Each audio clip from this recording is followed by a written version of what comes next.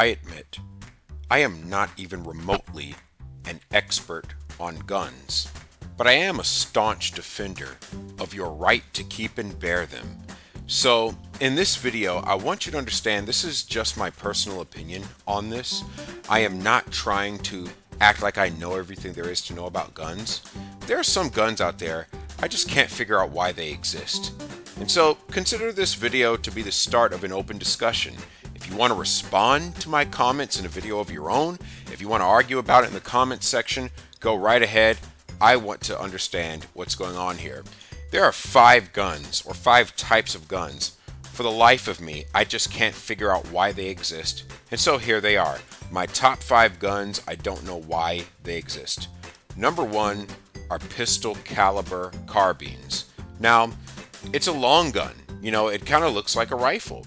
But the advantages of a rifle are that they give you ammo capacity, accuracy at range, the ability to engage multiple targets at the same time in case you're being attacked by a gang or some other form of organized crime.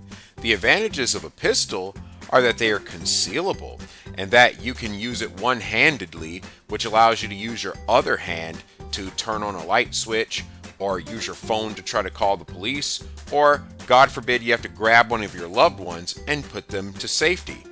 A pistol caliber carbine gives you neither one of those advantages. It has all the drawbacks of a long gun because it's less maneuverable, but then it has all the drawbacks of a pistol as well because it fires a weaker round and has a lower magazine capacity. Can someone please explain to me what the benefit of this gun is? Now, I already understand that in the 1994 assault weapon ban, this was probably the only kind of long gun you could own besides a shotgun, but we're not there anymore. This is not the 90s anymore. And all of you that say, well, I can handle the recoil of it better, just get a 22. Actually, no, don't do that. Probably just get a full stack pistol and use that and train with that. Maybe put a flashlight or some sights on that so you can use it more effectively. But please tell me why you would spend rifle money to get pistol power. Can somebody please in the comments help me understand what the point of these guns are? The next category that don't make any sense to me are the Derringers. And yes, I'm throwing the life card in this category. The mechanism, it just looks so weak. I feel like I would break it. It does not look like it would hold up very sturdily. And could you imagine this thing jiggling around in your pocket? You're probably in as much danger as the guy you're trying to defend yourself from is. Now, a lot of people say, but it's very deep concealment. Listen, just get a 380 single stack type weapon. If you need to conceal that deeply, you should probably consider going into witness protection. The next category that doesn't make sense to me are shockwave type guns. Now, I am aware that this is the Remington version that I'm showing you here, not the Mossberg, but the same principle applies. Now, if you've ever shot a shotgun before, it kicks like a mule. In fact, you might end up with a bruise on your chest, in between your chest and shoulder, after you've been at the range for an extended amount of time using it. So, as hard as it is to control a shotgun as it is, why would you make it even harder by getting rid of one point of contact on your body and basically using it like some sort of knockoff, sawn-off shotgun? In what scenario would this be useful? Oh, it's a truck gun. Just get a pistol, because at least you can control that better. And it looks ugly. It looks like a shotgun that's had a vasectomy. I mean, can someone please help me understand why this gun is in circulation? Again, no disrespect to anyone that owns it, but I just need you to help me here. And the next one are pocket shotguns, you know, like the Taurus Judge. It shoots 410, but it's compact like a pistol. Great, now how are you going to handle that recoil? You know, as far as I understand, one of the main advantages of shotguns is their weight, because that weight allows you to absorb some of that recoil. But when you make a gun too light, it's going to kick like a mule because you actually need some weight to help you resist that muzzle rise. And so I'm not really seeing the point of having a shotgun in your pocket. Now, this type of gun is a solution looking for a problem. I have read on forums that they say, it's a snake gun. Okay, well, if you're in range where you need one of these kinds of guns, just do what I do and get a shovel.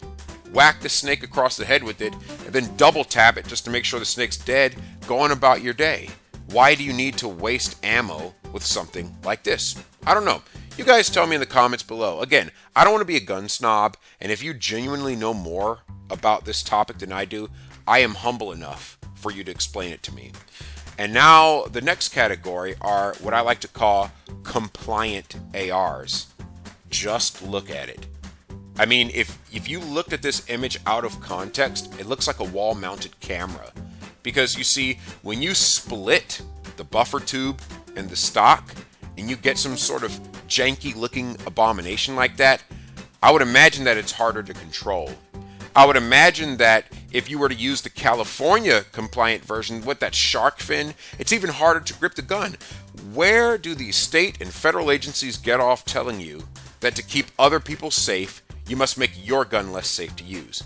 I don't understand it. I mean, why have something like this? In fact, I think if you live in a state that makes you use this kind of AR, just move. They don't deserve your tax money. And the same thing goes for guns that package this a little better, like the Fight Light SCR type gun. Now, here's the thing about this. It looks a little bit better. It's probably having that shotgun stock on the back. It doesn't look like it would scare somebody as much. But here's the problem. How do you chamber around? Because any of those of you out there who've ever handled a real AR-15, you know that you have to pull on the charging handle and it's in the middle of the gun. You pull on it, it cocks back to the rear, you let it go, and that charges the round.